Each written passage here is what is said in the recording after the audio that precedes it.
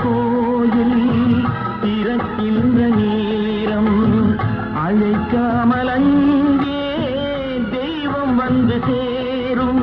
அழுதவர் சிரிப்பதும் சிரித்தவர் அழுவதும் விதி வழி வந்ததில்லை. ஒருவருக்கென்றே உள்ளதை எல்லாம் இறைவனும் தந்ததில்லை. புத்தன் இயேசு காந்தி பிறந்தது பூமியில் எதற்காக தோழா? ஏழை நமக்காக.